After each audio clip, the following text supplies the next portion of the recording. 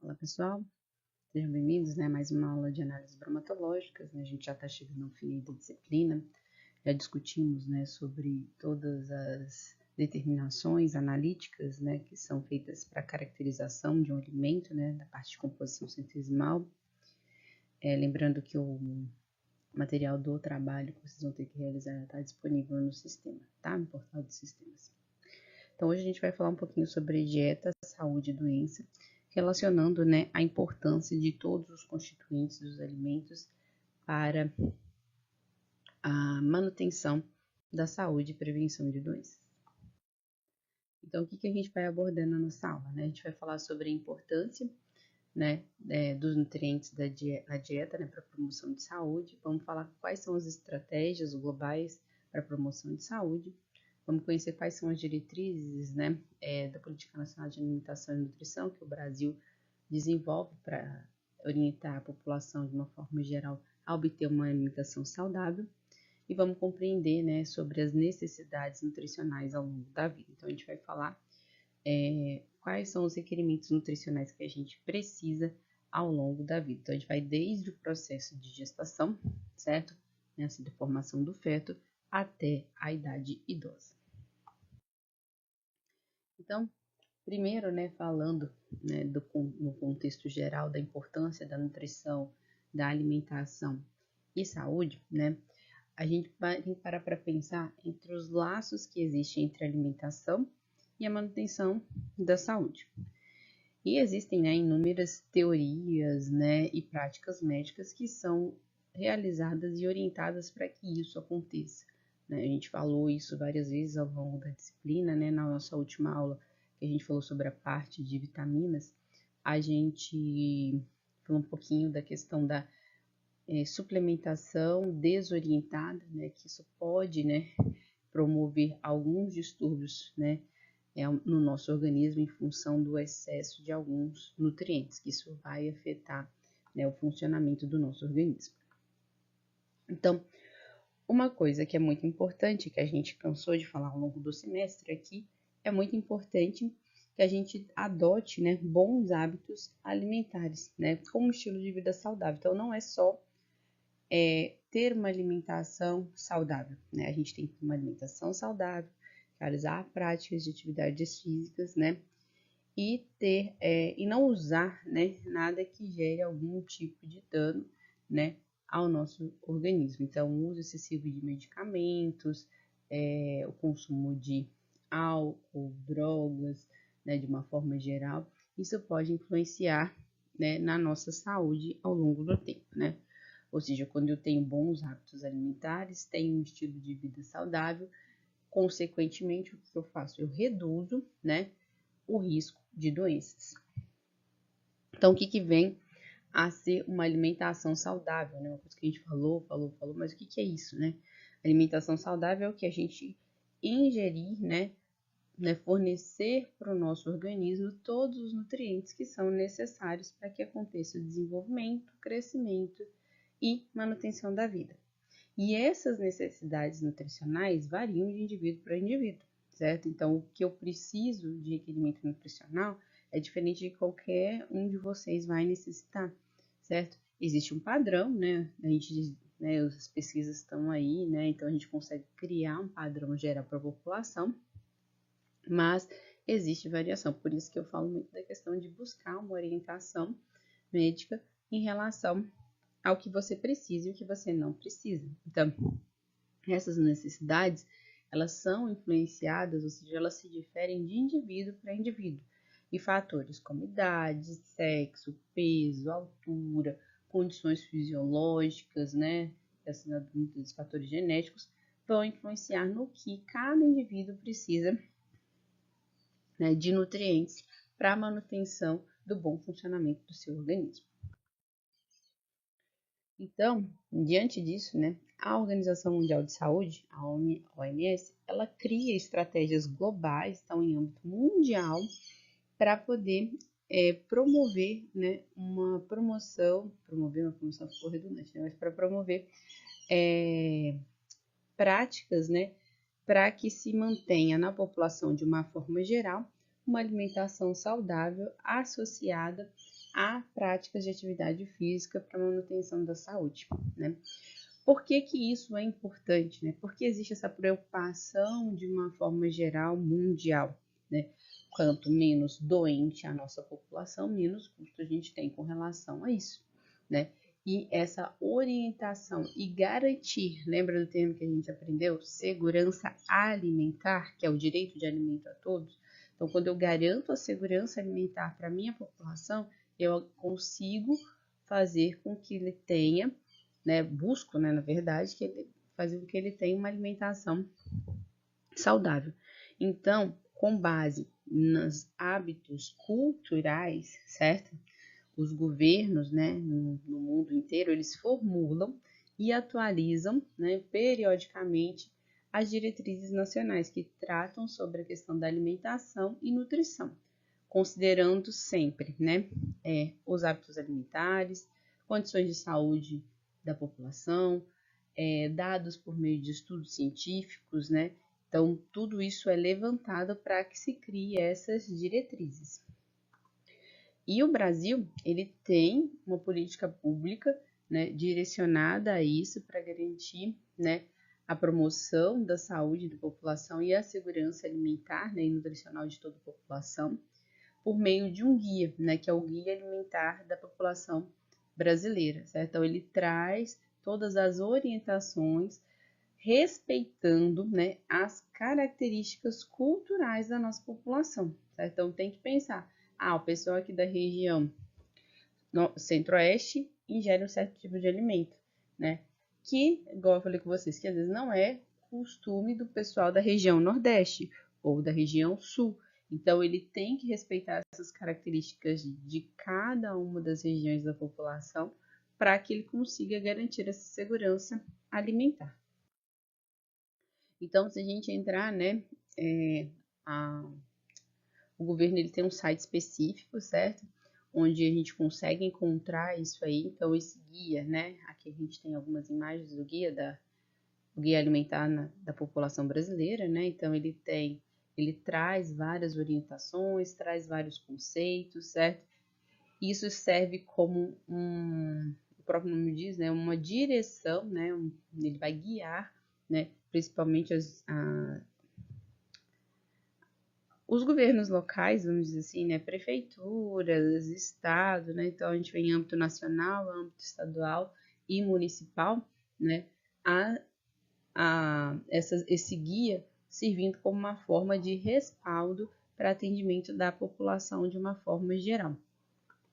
Então, quando a gente entra no site, né, que é o Saúde Brasil, né, .saude.gov.br, ele traz lá, né, várias informações, né, tipo, você consegue verificar lá, quero me alimentar melhor, então ele vai ter várias orientações, né, traz esse guia para a pessoa, né, eu quero me exercitar, quero ter um peso saudável, quero parar de fumar, então tudo isso está associado aqui à saúde. E quando o país ele se preocupa, certo? Com isso, ele reduz gastos em tratamentos de doenças, né? De comorbidade daquelas doenças não transmissíveis, certo? Então, volta e meia, ele traz, né?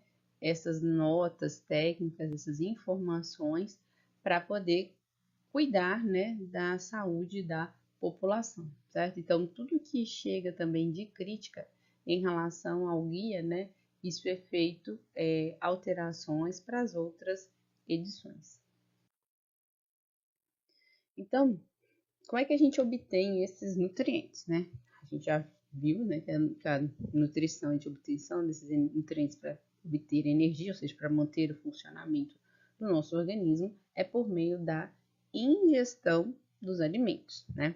Então, quando a gente ingere um alimento, né, então ele vai passar por um processo de digestão, né, que inicia aqui no estômago e aqui na região do intestino delgado inicia o processo aqui de absorção desses nutrientes. A gente falou muito também na disciplina sobre a questão da biodisponibilidade dos nutrientes que são ingeridos. Às vezes ele entra, chega no intestino delgado, mas a forma com que ele está, ele não consegue ser absorvido, né? Então, isso tem uma diferença entre a composição que a gente vai ter de cada tipo de alimento.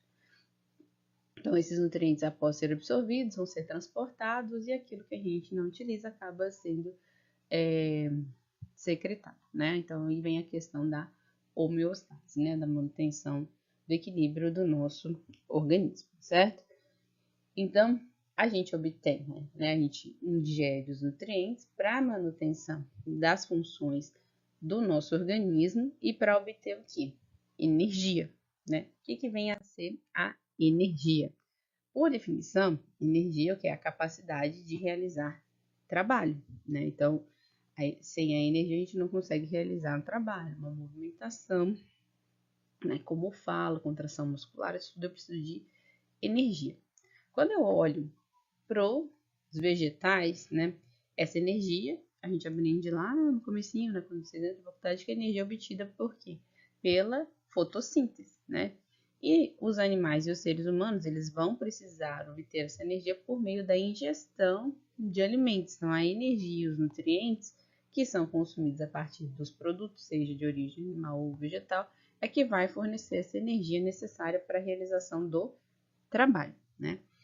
Então, nós, né, os animais, né, os seres humanos, no geral, eles precisam regularmente ingerir, né, o alimento para conseguir manter as necessidades energéticas do nosso organismo.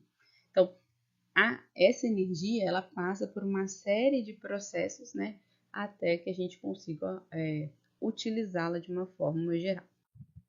Então, inicialmente, né, os processos necessários para a sobrevivência aqui, a gente tem uma série de reações químicas de síntese, né, em manutenção dos nossos tecidos, né? A gente gasta essa energia, né, que é produzida por meio da célula, a gente está falando aí de metabolismo, né?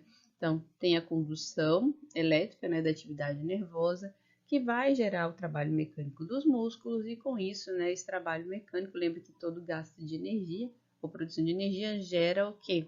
A liberação de calor, né? E o nosso corpo tem mecanismos para manter estável essa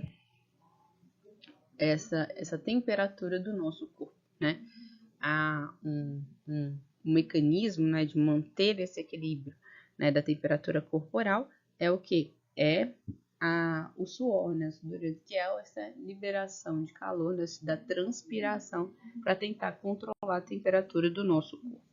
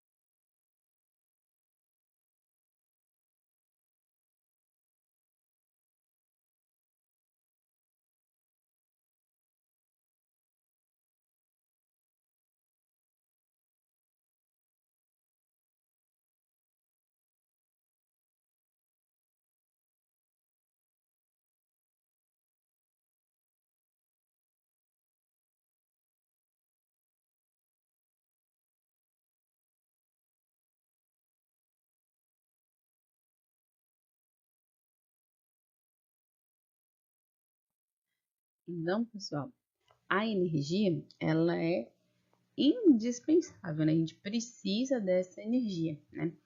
E essa energia, quando consumida em excesso ou em déficit, né? Muito ou pouco, isso vai resultar, com o tempo, algumas alterações corporais, ou seja, ganho ou perda de peso, né?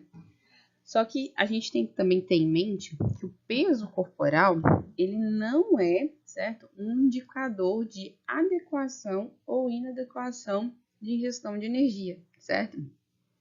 Então, ele não é a forma mais confiável de falar assim, ó, você precisa ingerir mais ou menos de um macro ou um micronutriente, certo?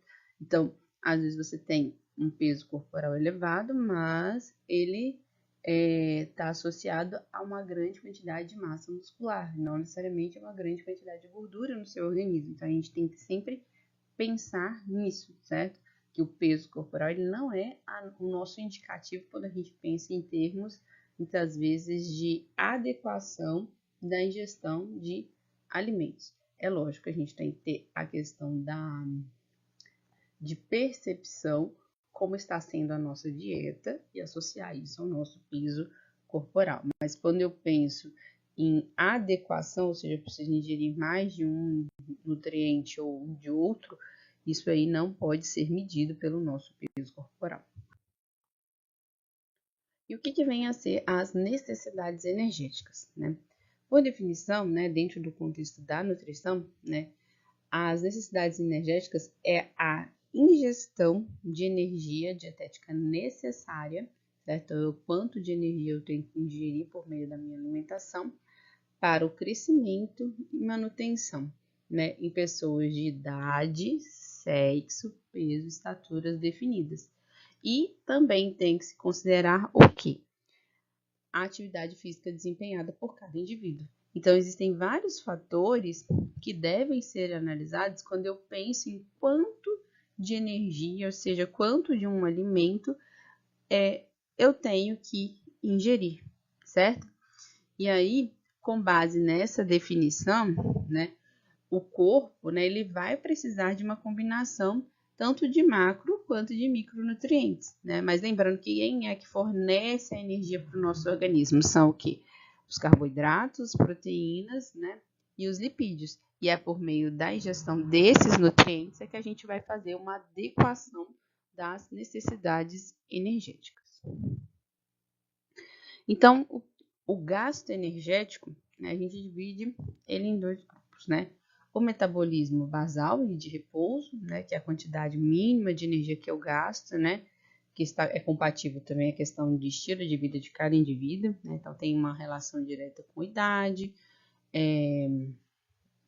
comprimento corporal, tamanho corporal, sexo, hormônios, certo? Tudo isso influencia na velocidade, nesse gasto energético aí do metabolismo basal de repouso. E a atividade física, né, ela vai promover, certo, um gasto de energia, né, que é tanto voluntário quanto involuntário, certo? Então, voluntário é aquele que você está fazendo a atividade ali, está promovendo esse gasto energético. O involuntário é aquele que você gasta, né, para manutenção da postura ou quando gera algum tipo de calafrio, certo? Isso aí é gerado por meio do gasto de energia fazendo uma atividade física. O ato de caminhar, de ficar em pé ou de correr, isso tudo gera gastos de energia que podem ser classificados como voluntários ou involuntários. Outro fator também, além do metabolismo basal da atividade física, a gente tem o efeito térmico dos alimentos, ou seja, que é a termogênese, né? Que está associado ao quê? Ao aumento do gasto de energia, né? Associado ao consumo, digestão e absorção de alguns tipos de alimentos. E a termogênese, ela é dividida em dois grupos. A termogênese obrigatória, né? Que é aquela energia necessária para que a gente vá digerir, né? Absorver e metabolizar nutrientes, que é aquela que está associada à síntese e armazenamento de carboidrato, proteína e gordura, e a termogênese adaptativa ou facultativa, né, que é o excesso de energia que a gente gasta além da termogênese obrigatória, né? Então, muitas vezes ela pode estar atribuída a alguma ineficiência metabólica, ou seja, do sistema estar estimulando alguma atividade nervosa no nosso corpo. Então, o gasto de energia total que a gente tem, ele é baseado aqui no metabolismo basal, certo? No efeito térmico que a gente tem dos alimentos, o efeito termogênico e a atividade física, né? Esses três fatores combinados, né, eles resultam no nosso gasto energético total, né? Sendo que a maior quantidade, né, desse gasto energético está associado ao metabolismo basal, né? Uma porcentagem de 10% ao efeito térmico e a atividade física isso vai variar, pode chegar de 10% a 50%. Isso aí vai depender muito do hábito e do estilo de vida de cada indivíduo.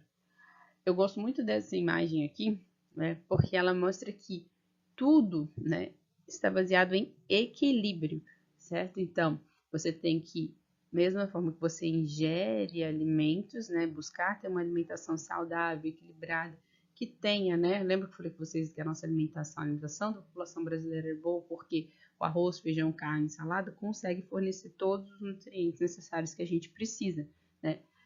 E combinado com a prática de atividade física, isso gera um equilíbrio de saúde, certo? Um equilíbrio tanto do que você ingere em termos de energia, quanto você gasta, né? Então, diante dessa contextualização de uma forma geral, né, as necessidades energéticas durante as diferentes fases da vida, ela vai variar, certo? Então, a gente vai discutir desde a gestação, certo? Passando pela fase, né, infantil, adolescência, adulta e fase idosa, né? Essas necessidades, elas vão variando, né, ao longo de toda a nossa vida. Lembrando que essas necessidades energéticas a gente vai discutir de um padrão geral, global, né? A referência da nossa aula é o livro do Krauser, né, que é da parte de nutrição, e esse livro ele traz parâmetros baseados na população norte-americana, tá? Então, para a população brasileira, esses parâmetros podem mudar um pouco, mas ele acaba englobando um pouquinho a média mundial aí em relação a essas necessidades. Então, para que eu mantenha, né, essas necessidades energéticas, né, de acordo com cada uma das fases da vida, né, a gente tem que buscar manter ao longo de todo esse período que uma dieta equilibrada e balanceada, né? Então, reduzir a quantidade de alimentos com alto teor de gordura e açúcar e sal e buscar alimentos mais naturais. Falando então da nutrição na gestação, né? As recomendações nutricionais, elas vão ser adaptadas para cada tipo de mulher, tá certo? No entanto, de uma maneira geral, né, nas primeiras 8 semanas de gestação, que é aquelas etapas de formação inicial do feto, há um grande requerimento nutricional de aminoácidos e de vitaminas, né? E de minerais também, tá? Onde a gente vai ter que aumentar a ingestão de aminoácidos essenciais, de ácido fólico, né, vitaminas do complexo B, como vitamina B12, B6, riboflavina, peridoxina, que também são vitaminas do complexo B, manganês, niacina, né, e vitamina A. Então, muitas vezes nesse início, né, do período gestacional, né, acaba ocorrendo por recomendação médica, né, a suplementação utilizando diferentes tipos, né, de nutrientes, assim, principalmente micronutrientes, né? A gente tem os aminoácidos, mas a gente tem muitos micronutrientes aí que são essenciais para esse desenvolvimento inicial do feto. Então, durante, né, a gestação, a quantidade de energia requerida, ela acaba aumentando. A gente tem uma demanda metabólica maior porque você tem que ingerir alimentos que também ajudem no desenvolvimento do feto, né? No entanto, esse aumento de ingestão, ele não é exagerado assim, tá? Então, nos primeiros 3 meses ali, a dieta ela não precisa ter um aumento em geral da quantidade de nutrientes que vão ser ingeridos. O que você precisa é aumentar alguma carga de micronutrientes, certo? Aí normalmente a gente faz isso por suplementação. No segundo trimestre, né, então ali entre o 4º ao 6º mês, o requerimento calórico ele aumenta, o requerimento energético aumenta. Então tem que aumentar em torno de 340 a 360 quilocalorias dia. E no final, né, no terceiro trimestre ali, a gente tem um aumento de mais 112 calorias. Então, há um aumento em geral aí de aproximadamente 500 calorias na dieta comum, né, de uma mulher durante o período gestacional. Então, as necessidades durante esse processo, né, de carboidratos, né, é recomendado de 135 a 175 gramas dia, né, O efeito da ingestão desses carboidratos está associado ao aumento da concentração, a manutenção da concentração de glicose no sangue, evitar também cetoses. Proteína 71 gramas dia, né, para manutenção dos tecidos, né, maternos e também do feto.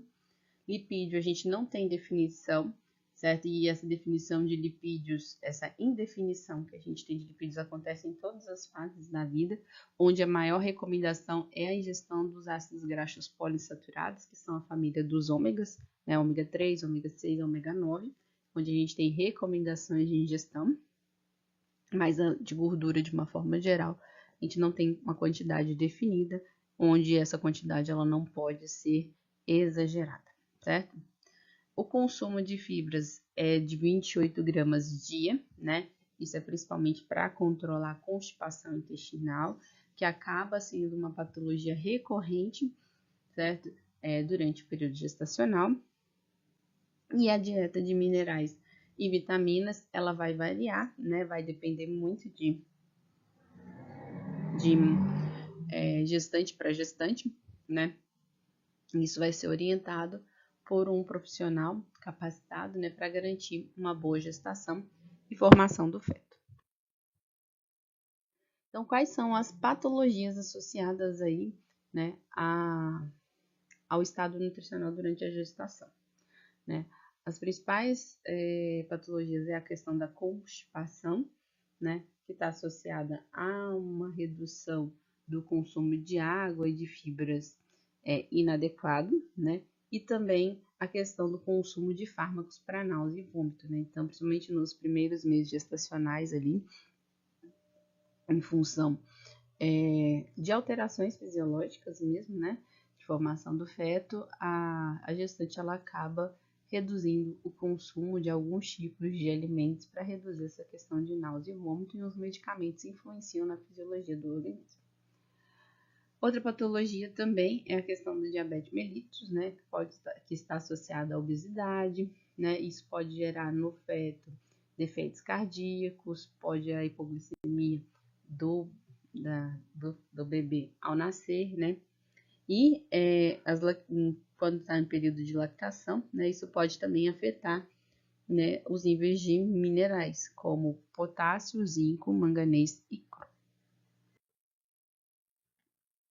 Quando a gente fala da alimentação nos primeiros anos de vida, né, os primeiros 6 meses de vida, né, a orientação, né, de que a criança, né, que o bebê receba aleitamento materno exclusivo, né, onde o leite, né, materno, ele vai fornecer todos os nutrientes necessários.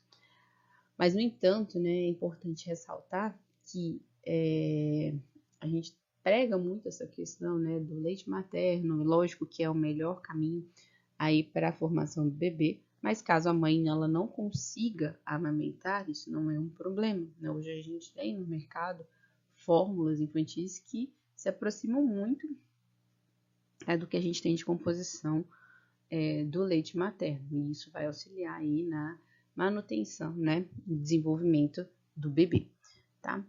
E após os 6 meses de vida, né, é indicado uma alimentação complementar, né? Que aí você começa a etapa que a gente chama de introdução alimentar, que além do leite materno, você começa a introduzir outros alimentos, sendo recomendados, né, o uso de frutas, né, vegetais de uma forma geral. A recomendação que traz lá, né, no livro, né, do Krauser é o consumo de sucos, frutas amassadas ou raspadas.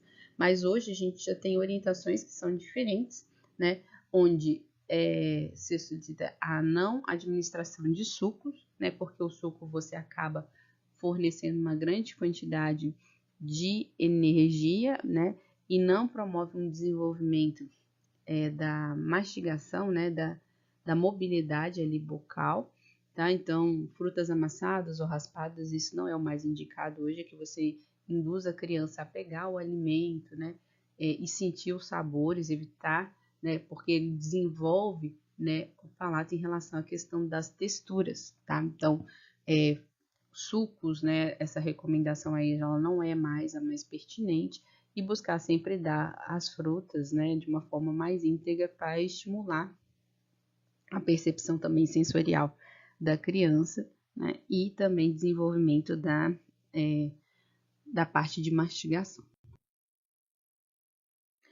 A idade pré-escolar, né, essa fase pré-escolar ela engloba crianças na idade de 4 a 6 anos, tá? Nessa fase, a criança ela tem um menor ritmo de crescimento, então com isso acaba tendo uma redução do apetite, e o requerimento nutricional ele é menor, tá? Mas essa redução do apetite não quer dizer que a gente não tenha que se preocupar com relação a isso, né? Desde que a criança ela se alimente, né, faça as refeições de forma regular, né, a gente não precisa preocupar muito. Mas, no entanto, caso a criança tenha alguma deficiência nutricional ou algum distúrbio, isso aí deve ser investigado, ou está apresentando algum retardo de crescimento, então isso tem que ser acompanhado por um pediatra, né, por um médico especialista. Então, as deficiências nutricionais mais recorrentes é a questão da anemia ferropriva e também deficiência de vitamina A, né?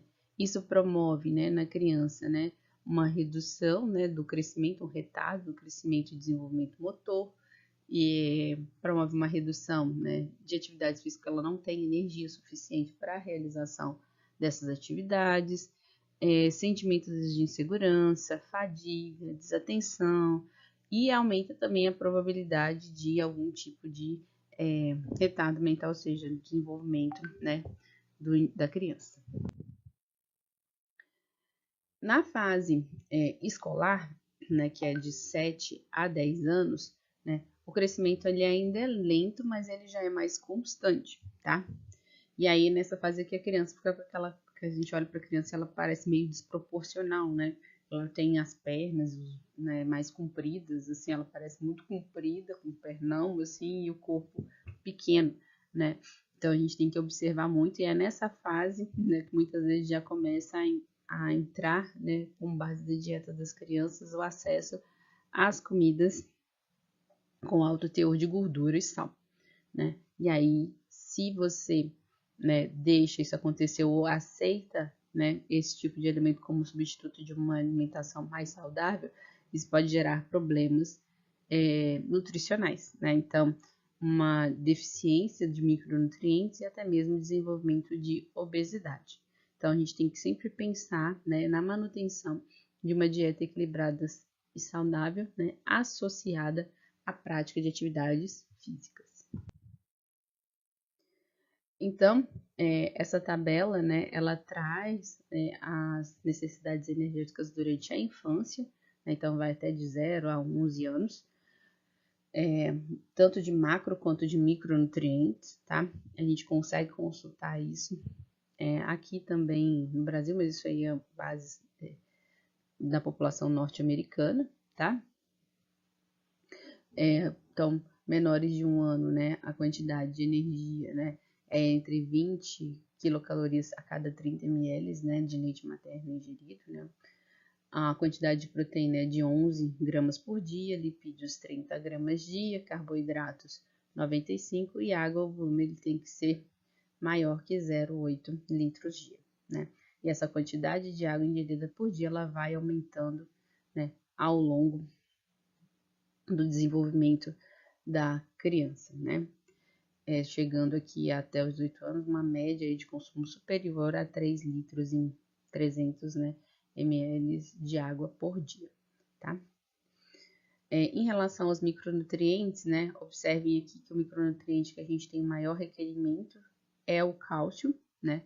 Porque o cálcio, né, ele é importante, né, porque ele está associado ao desenvolvimento de ossos e crescimento do indivíduo, né? Seguido depois, né, pela quantidade de ferro, zinco, né? Vitamina D não tem uma determinação, né? A vitamina B12, desculpa, vitamina D, a concentração é microgramas por dia, né, de 100 microgramas dia, e de vitamina K também não é determinada.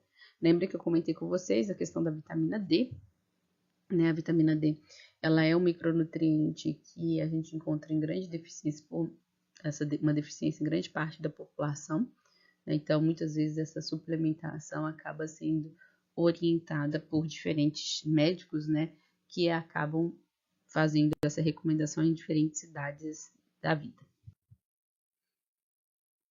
As patologias associadas, né, são por deficiência principalmente dos micronutrientes, né, durante a infância, como por exemplo o flúor, né, que aí tem a questão da deficiência, o excesso pode gerar, a deficiência gera cáries dentárias e excesso fluorose dental, que são manchas no dente. O flúor, né, ele obrigatoriamente ele é adicionado na água tratada, né, que a gente recebe água potável. Isso foi para tentar sanar problemas associados à questão da ingestão desse micronutriente. Em relação ao cálcio, né, o cálcio ele está associado à osteoporose em caso de deficiência, ou então promove um retardo de crescimento em crianças quando ela não ingere a quantidade de cálcio suficiente, né? Então, uma ingestão de um alimento que é muito recorrente, né?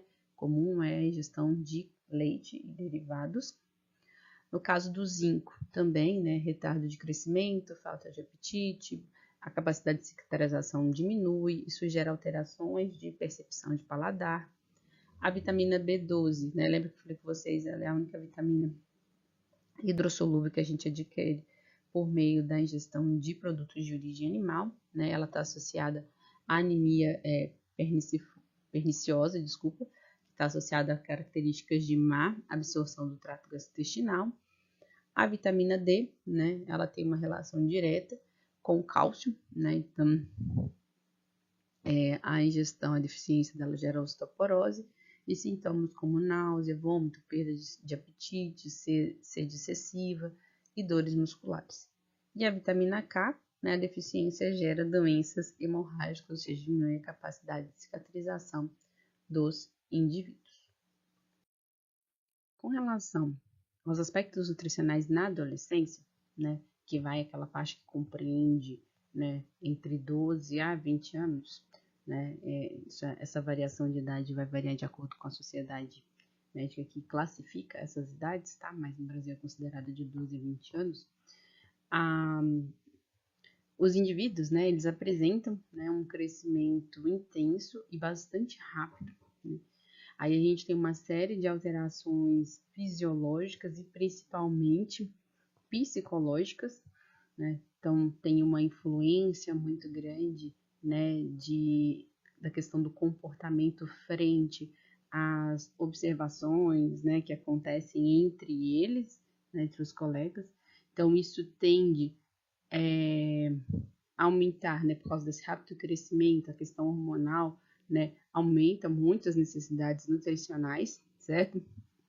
E problemas nutricionais também tendem a surgir, porque às vezes com as alterações fisiológicas, com essa mudança também que existe, né, corporal, surge uma série de conflitos internos em relação à questão do próprio corpo. Então, as recomendações, né, de energia, né, vai variar entre sexo, né, então já é separado em sexo feminino e masculino, principalmente por questões hormonais, né, então a classificação ela é feita em termos de idade, de faixa etária, altura e peso, né. A ingestão calórica, né, ela se mantém muito proporcional aqui entre as mulheres, certo? E os homens a gente já tem uma variação maior em termos de requerimento nutricional, né? Principalmente aqui na faixa etária, né? Que vai de 15 a 18 anos, né? A ingestão calórica por quilo, né? Também ela varia um pouco, né, entre os indivíduos, né? E tanto o sexo feminino quanto o masculino. E quilocalorias por centímetro também a gente tem uma certa oscilação. Aqui, tanto em homens quanto em mulheres, essa oscilação é relativamente pequena, né? Da faixa de 11, né, até 24 anos aí, que é onde eles criaram esse padrão. Então, essa necessidade, né, energética durante a adolescência está associada com esse crescimento e desenvolvimento acelerado, né, que acontece, onde ela muda muito fisicamente, né? Ela sai daquela estrutura, né, que ela tem carinho de criança e vai se transformar fisicamente em um adulto, né? Então, com isso, né, a gente vai ter uma variação muito grande, né, em relação à questão de composição corporal, né, grau de maturação física, né, o corpo ele já vai adquirindo aquele formato que vai ser para o resto, né, da vida. Então, ele é a fase final ali de crescimento, então é quando acontece aqueles estirões.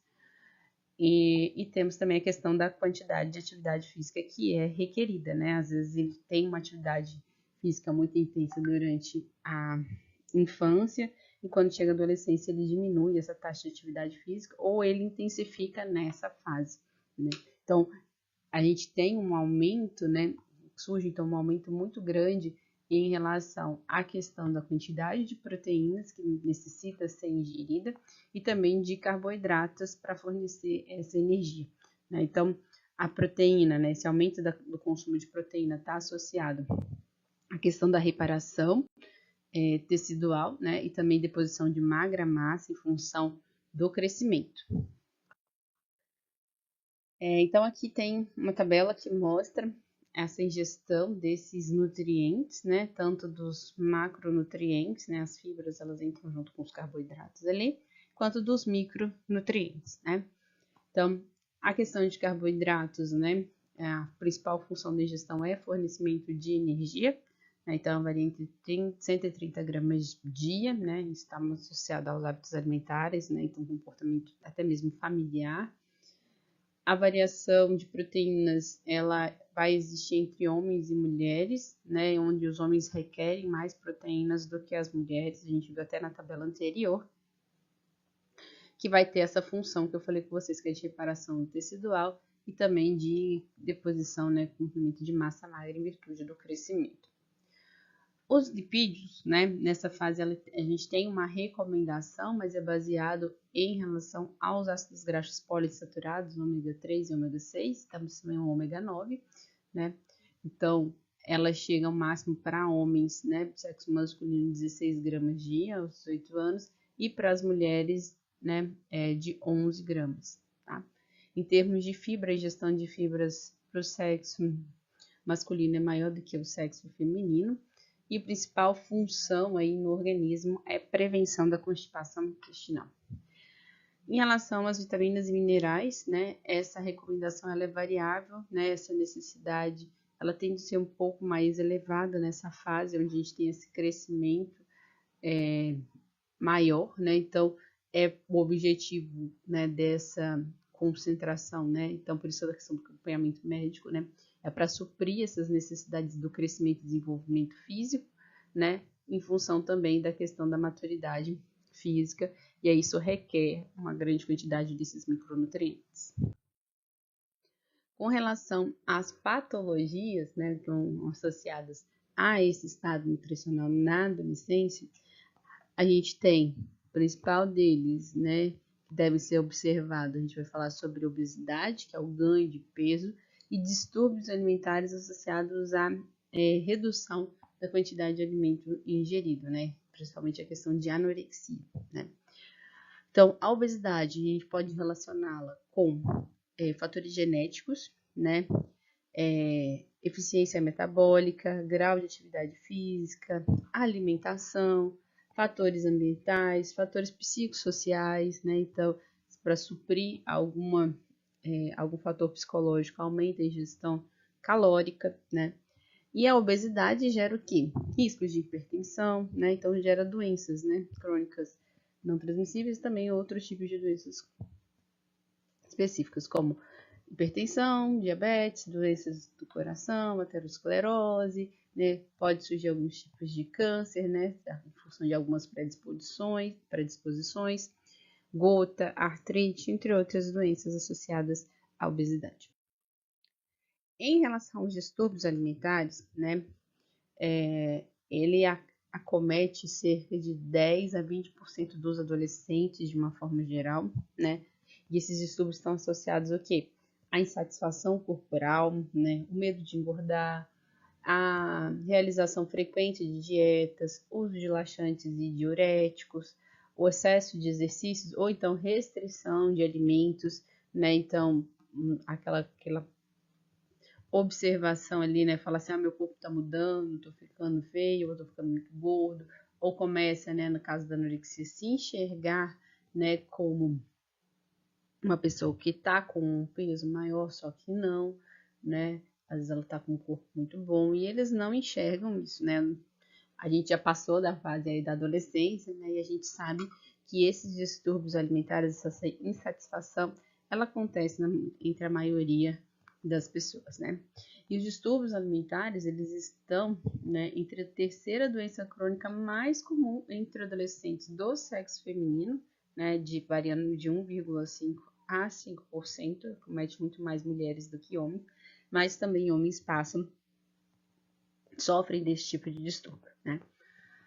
As principais consequências, né, dessa má alimentação, né, desses distúrbios retardo de crescimento, crescimento insatisfatório, né, redução do desenvolvimento cerebral, né, e também ósseo.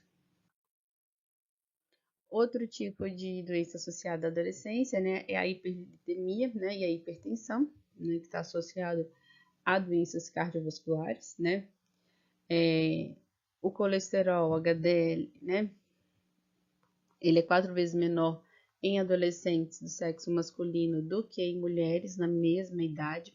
Então, a gente tem que pensar que alguns fatores fisiológicos vão variar entre homens e mulheres, né? Então, a gente não pode seguir um padrão geral, né, independente do sexo. Então, isso tem que ser avaliado com bastante cautela.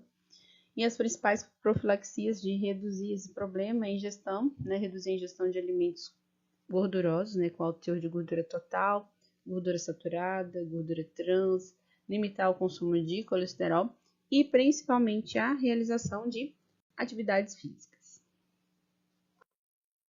Falando agora, né, sobre as necessidades energéticas na fase adulta, né, então já considerada aí adulto na faixa de 21 até 59 anos, né, essas faixas etárias elas tendem a mudar em função de observações, né, de condições da população de uma forma geral. A ingestão, né, ela mantém alguns parâmetros dentro da adolescência, outros tendem a diminuir. E o teor de lipídios aí, né, é recomendado que ele seja 30%, né, ou menos do valor energético total que você tem que ingerir na forma de gordura. Fibras mantêm um padrão, né, de até 35 gramas dia, e a questão de micronutrientes, né, de vitaminas e minerais, ela é variável.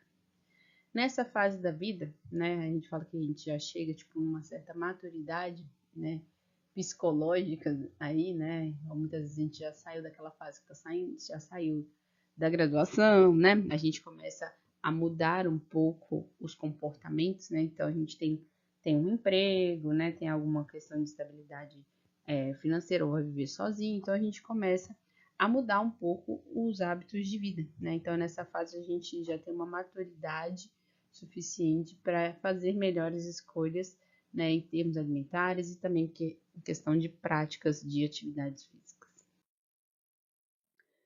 As principais patologias associadas ao estado nutricional na idade adulta, tá? As principais são diabetes, doenças cardiovasculares, obesidade e osteoporose. E essas doenças, elas têm sido relacionadas principalmente com a dieta que você tem lá na sua fase da infância. Então, assim, o nosso comportamento alimentar da infância reflete diretamente ao nosso estado nutricional ou surgimento de patologias na idade adulta. Então, por isso que é muito importante, né, a gente cuidar da alimentação desde pequenininho.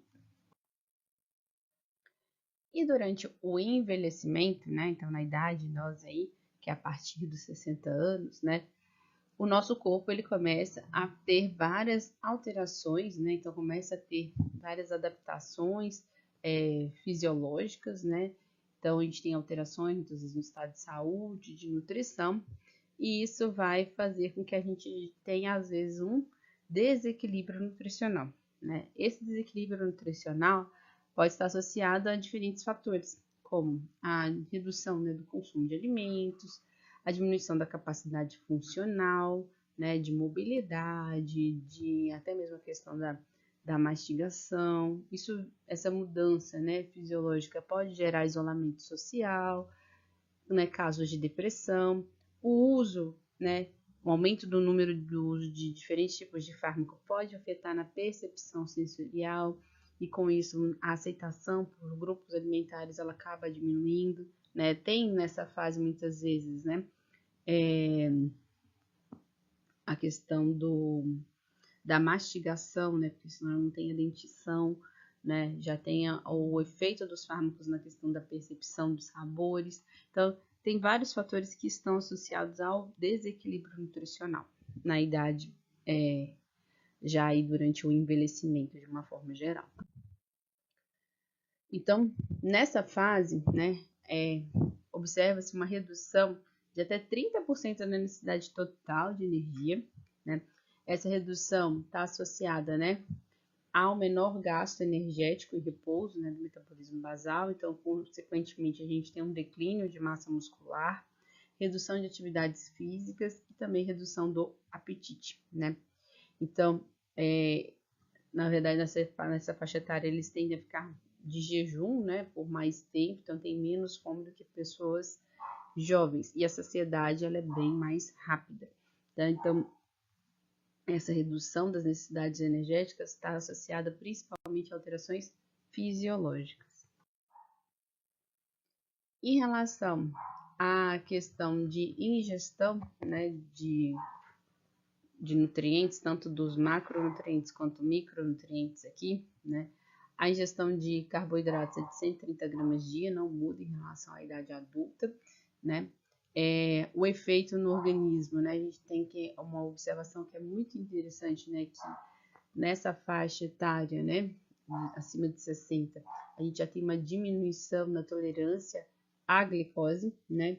Então, a gente pode apresentar, né, em exames, né? Na parte de análises clínicas ali, pequenos aumentos de valores de glicêmicos de jejum, tá? Então, e também em teste de tolerância à glicose. Então, é importante observar que normalmente idosos, eles tendem a apresentar um aumento do percentual de glicemia, né?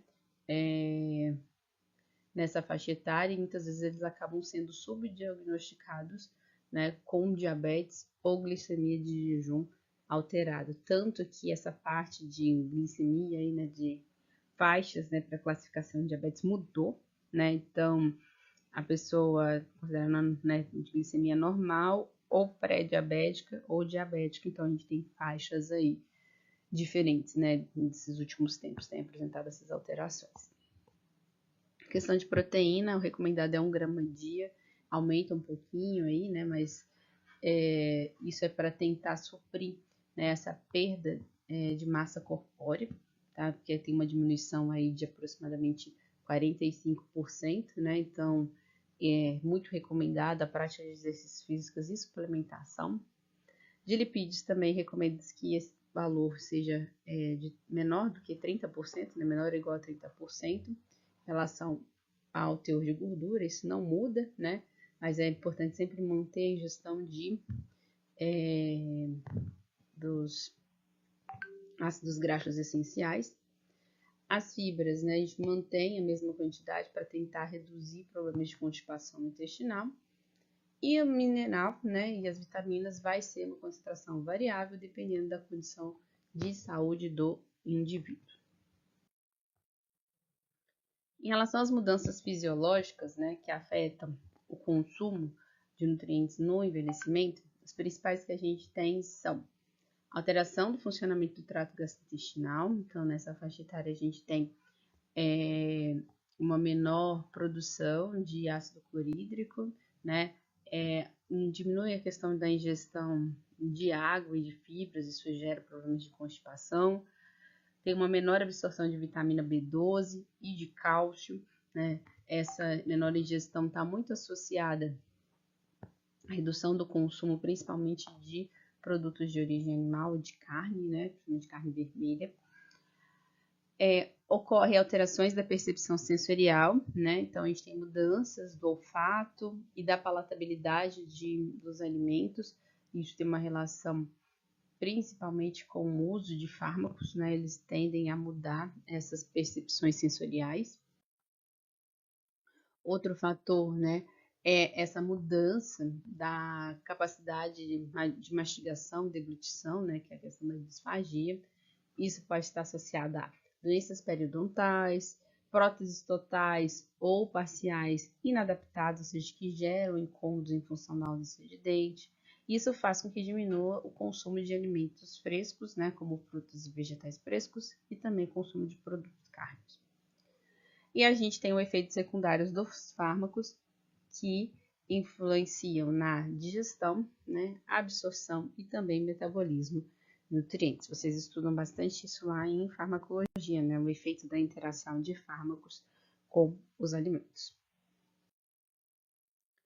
Temos também a questão de patologias, né, como a osteoporose, né, o AVC, que é o acidente vascular cerebral, né? Então a osteoporose está associada à redução principalmente de massa magra, por isso que hoje tem uma recomendação da manutenção de atividades físicas, porque o músculo ele funciona como mecanismo de sustentação, né, dos ossos de uma forma geral, né? Então isso a osteoporose gera uma redução da microarquitetura dos ossos, né? Então isso acarreta fragilidade e risco de fratura, né?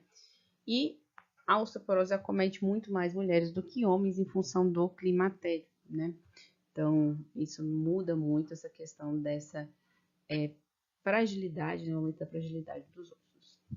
E o AVC, né, está associado com outras doenças e comportamentos, né, ao longo da vida, né? Então, quando você tem pressão alta, a questão do tabagismo, idade, né, obesidade, alcoolismo, diabetes, tudo isso influencia no aparecimento, né, nesse tipo de patologia. A última patologia associada que a gente tem, né, é a diabetes mellitus, né, que é o diabetes tipo 2, ocorre frequentemente, né, principalmente em pessoas com mais de 40 anos, então pega tanto a idade adulta quanto a terceira idade, né, após o envelhecimento, principalmente pessoas obesas, né, então está associado a excesso de peso, ausência de prática de atividades físicas, né, que é o sedentarismo, ingestão excessiva de calorias, né, tabagismo ou até mesmo por estresse e antecedente familiar. Então, na nossa aula de hoje, né, o nosso objetivo era o que? Mostrar para vocês que o nosso comportamento alimentar, né, desde o período lá gestacional, né, até o final da vida, né, que é chegar na fase de envelhecimento, ele está muito associado com como a gente se comporta, ou seja, né, como a gente se alimenta, quais são os nossos hábitos de vida, né, se eu pratico exercício ou não.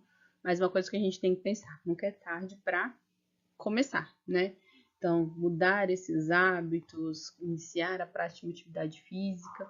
Então, isso é importante a gente pensar e frisar para pensar no que? Na qualidade de vida lá no finalzinho, né? Que a gente tenha disposição e tenha bastante saúde, né? Para viver bem a nossa velhice.